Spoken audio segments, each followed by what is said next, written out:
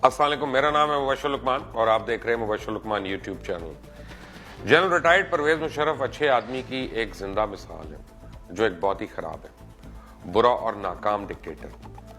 परवेज मुशर्रफ ने मुल्क में साफ शफाफ इंतखाबात करवा दिए जिसकी वजह से इनको इक़्तिदार से भी हाथ धोना पड़ा। मुशर्रफ एक ऐसा डिक्टेटर था जिसने अपने हाथों से अदालतों को आजादी दे दी, बाद में अब उन्हें अदालतों से वही सजाए मौत का हकदार ठहरा। ये परवेज मुशर्रफ ही था जिससे डिक्टेटर होने के बावजूद पूरे मुल्क में मीडिया इंडस्ट्री को परवान चढ़ाया और मीडिया को फरोग दिया, लोगों के मुंह में जुबान दी, उनको बोलना सिखाया। 25,000 रुपए से लोगों की 50-50 लाख रुपए तनख्वाह हो गई, उनको पहचान दी। और अब ये सब से ज्यादा मुशर्रफ ही मीडिया के गैज़ और गजब का शिकार है। बल्कि जो लोग बड़े फख्र से मुशर्रफ के साथ सिगार पीते थे वो ही मुशर्रफ के सबसे बड़े मुखालिफ हैं। मजीद जानने से पहले आपने अगर अभी तक इस चैनल को सब्सक्राइब नहीं किया तो प्लीज कर लें, बेल आइकॉन को प्रेस करें ताकि ताज़ा तरीन अपडेट्स और नई वीडियोस आपको बर वक्त मिलती रहे। मैं आपको बताऊं कि जनरल मुशर्रफ वाकई फांसी के काबिल है क्योंकि वो ईमानदार है, वफादार है, सच्चा और बहादुर। मुशर्रफ का कसूर यह है कि इसके दौर में पाकिस्तान में बैंकिंग मुनाफा दुनिया में तीसरे नंबर पर था। यह मुशर्रफ का कसूर है कि इसके दौर में पाकिस्तान IT इंडस्ट्री की वैल्यू $2 बिलियन तक पहुंच चुकी थी, जिसमें से $1 बिलियन की IT एक्सपोर्ट्स होती थी और 90,000 लोगों को IT यानी इंफॉर्मेशन टेक्नोलॉजी के शोबे में रोजगार मिला था। यह मुशर्रफ का कसूर है कि इसके ही दौर में CNG सेक्टर में $70 बिलियन से ज्यादा की इन्वेस्टमेंट हुई और 45,000 नौकरियों के नए मौके पैदा हुए। यह मुशर्रफ का ही कसूर है कि इसके दौर में टेलीकम्युनिकेशन सेक्टर में यानी टेलीकॉम में $10 बिलियन की सरमायाकारी हुई और 13 लाख लोगों को रोजगार के नए मौके मिले। यह मुशर्रफ का कसूर है कि इसके दौर में पहली बार मुल्क में इंडस्ट्रियल पार्क कायम किए गए। यह मुशर्रफ का कसूर है कि इसके दौर में सैंडेक, रेकोडेक, मार्बल प्रोडक्शन, कोयला, माइनिंग और कानकनी को बढ़ोतरी दी गई। ये इसी का सबसे बड़ा कसूर है कि इसके दौर में IMF से छुटकारा मिला, IMF को खुदा हाफिज कह दिया और मुल्की खजाने के ज़खायर $700 मिलियन से $17 बिलियन तक पहुंच गए, जबकि कराची स्टॉक एक्सचेंज 700 से लेकर तकरीबन 15,000 पॉइंट्स तक पहुंच गई। यह मुशर्रफ का ही कसूर था कि लिटरेसी रेट 11% बढ़ा और गुर्बत में 10% कमी हुई। यह मुशर्रफ का ही कसूर है कि इसने IPPs छोड़कर मिरानी, सबूकजई, कोमलजई और तंगी डैम बनवाए और 7 नई मोटरवेज बनवाई, गवादर को बनवाया और अगर आपको याद नहीं तो मंगला और तरबेला को दोबारा से उसने वो जिसे कहते हैं ना उसकी डिगिंग करवा के पूरा उसको रीडू किया, दोबारा से एक किस्म की ये दोनों डैम नए बन गए।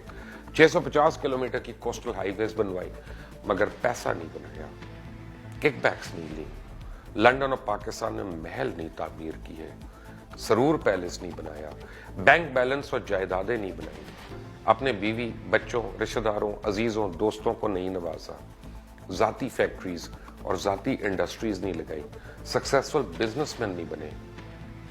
ऐसे डिक्टेटर होते हैं। यह मुशर्रफ का कसूर है कि इसके दौर में टैक्स कलेक्शन $1 ट्रिलियन तक पहुंच गई। इसका कसूर यह है कि इसके दौर में मैन्युफैक्चरिंग 30 साल की और कंस्ट्रक्शन 17 साल की ऊंचाई पर पहुंची। यह परवेज मुशर्रफ का कसूर है कि इसके दौर में चाही में $600 मिलियन के सोने और कॉपर के ज़खायर दरियाफ्त हुए, क्योंकि इसके बाद के दौर में ना तो किसी को ठेका दिया गया बल्कि मुल्क में मादनियात दरियाफ्त हो। और यह मुशर्रफ का ही कसूर है कि इसने ऑयल रिफाइनरी कायम करवाई जो रोजाना 3 लाख बैरल तेल प्रोसेस करती है। यह मुशर्रफ का ही कसूर है कि इसके दौर में इंडस्ट्रियल सेक्टर में 26% ग्रोथ हुई और यह मुशर्रफ का ही कसूर है कि इसके दौर में पाकिस्तान जनूबी एशिया में चाइना और इंडिया के बाद तीसरी तेजी से तरक्की करती हुई मईशत बन गया। यह मुशर्रफ का ही कसूर है कि इसने स्पेस टेक्नोलॉजी इंस्टीट्यूट कायम किया, Sardar Bahadur Khan women university Quetta, science and technology university Bannu, university of Hazara, Malakand university Chakdara, university of Gujrat, virtual university, Sarhad university of IT Peshawar, national law university Islamabad, media university Islamabad, university of education Lahore, Lasbela university of marine sciences यानी maritime sciences, Balochistan university of IT and management Quetta बनवाई। खुद सोचे क्या कोई dictator इतना तालीम का दोस्त हो सकता है? बहुत ही बुरा और नाकाम था मुशर्रफ। सिर्फ यही कसूर नहीं था, सबसे बड़ा कसूर मुशर्रफ का तो यह था कि 2007 में पाकिस्तानी मईशत की वैल्यू $160 बिलियन तक पहुंचा दी, जबकि 2007 में ही पाकिस्तान 18.5 बिलियन की एक्सपोर्ट्स करता था, जिसमें सिर्फ टेक्सटाइल सेक्टर की एक्सपोर्ट $11.5 बिलियन तक थी। मुल्क में फॉरेन डायरेक्ट इन्वेस्टमेंट $8.5 बिलियन तक पहुंच गई थी, FDI।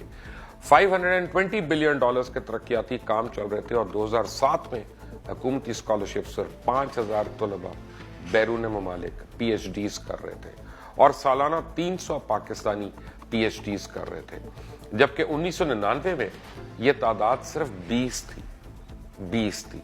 वो भी लोग अपने खर्चे पे करते थे या करने जाते थे। क्या कमांडो ऐसे होते हैं? क्या डिक्टेटर ऐसे होते हैं? क्या आर्मी चीफ ऐसा करते हैं? क्या सदर पाकिस्तान ऐसा करते हैं? अभी भी आपको समझ नहीं आ रही कि जो मुशर्रफ के साथ हो रहा है वो ठीक हो रहा है? मुशर्रफ पाकिस्तान का सबसे कसूरवार शख्स तो शायद है। आखिर कैसे कोई पाकिस्तान के मईशत, इदारे, तालीम, सेहत को ठीक करने का गुनाह सरजद कर सकता है? काश मुशर्रफ ईमानदार, वफादार, सच्चा और बहादुर आदमी के होने के साथ साथ अच्छा डिक्टेटर भी होता। मैं आपको बताऊं कि बहुत लोग उस वक्त जो उसके करीब थे, मैंने उनको बड़े करीब से देखा है, बड़ी उनको राय देते थे कि फलां को लटका दो, फलां को पकड़ दो, इसको ECL पे डाल दो, इसको ना निकलने दो। जनरल परवेज मुशर्रफ ने ऐसा नहीं किया और अक्सर उनके जो नीचे अगर किसी ने कोई गलत काम किया तो उसकी जिम्मेदारी भी उन्होंने कबूल की, उन्होंने किसी और के ऊपर डालकर अपने वो गोंगलुओं से मिट्टी नहीं झाड़ी। जनरल मुशर्रफ की बड़ी खूबियां हैं और बड़ी खासियतें हैं और मैं आपको बताऊं कि तवील एक प्रोग्राम चाहिए करने के लिए, वो एक ये 10-12 मिनट की वीडियो में तो हो नहीं सकता। लेकिन fact of the matter is कि जनरल परवेज मुशर्रफ ने अभी वापस नहीं आना। जनरल परवेज मुशर्रफ ने इख्तिदार उनको नहीं मिलना और जनरल परवेज मुशर्रफ जो हैं वो दोबारा से मार्शल और डिक्टेटर नहीं बन सकते या चीफ एग्जीक्यूटिव नहीं बन सकते, लेकिन उसके बावजूद मैं ये बात कह रहा हूं और मैं आपको बता रहा हूं कि जो जमहूरी रास्तों से इस मुल्क में आए वो सारे के सारे भी आर्टिकल 6 के क्या मुर्तकिब नहीं हुए। इसका सवाल तो आप देंगे या कोई अहम कानूनदान देगा कि क्या जनरल जिलानी के थ्रू नवाज शरीफ ने अपना कदम नहीं रखा? क्या उन्होंने जनरल जियाउल हक को सपोर्ट नहीं किया? क्या भुट्टो जो थे अयूब की कैबिनेट में नहीं थे? क्या भुट्टो कन्वेंशनल मुस्लिम लीग जो अयूब खान ने बनाई थी उसके पहले जनरल सेक्रेटरी नहीं थे? ये सारे कहां से आ गए ये पैराशूट करते हुए? अगर ये आर्टिकल 6 तो बाकी कौन कौन आर्टिकल 6, ये आपने भी सोचना है, आपने भी देखना है। क्या वो लोग जिन्होंने मुशर्रफ को ना सिर्फ एक्नॉलेज किया, लेजिटिमाइज किया, बल्कि ये कहा कि 3 साल तक आप जितने भी कवानीन में तब्दीली कर सकते हैं, आपको कानूनी तौर पर उसकी इजाजत है, क्या उनका अब जिक्र नहीं होना चाहिए? क्या वो लोग जिन्होंने मुशर्रफ से फायदे उठाए या वजारतें ली, चाहे उसमें मैं भी हूं, क्या उन लोगों को भी सामने नहीं लाना चाहिए? क्या वो लोग जिन्होंने अपना जो है उस वक्त वो तमाम हरकतें की जिसका आज हम मुशर्रफ को ब्लेम कर रहे हैं, क्या वो भी इसके साथ नहीं होने चाहिए? कि सिर्फ मुशर्रफ, ये जनरल मुशर्रफ को पैगाम है या किसी और को पैगाम? आपने अगर अभी तक इस चैनल को सब्सक्राइब नहीं किया तो प्लीज सब्सक्राइब कर लें, बेल आइकॉन को प्रेस करें ताकि ताज़ा तरीन अपडेट्स और नई वीडियोस आपको बर वक्त मिलती रहे। और अगर ये वीडियो पसंद आई हो तो लाइक करें, शेयर करें, कमेंट्स में अपनी राय जरूर दीजिएगा। Until the next time, Allah Hafiz.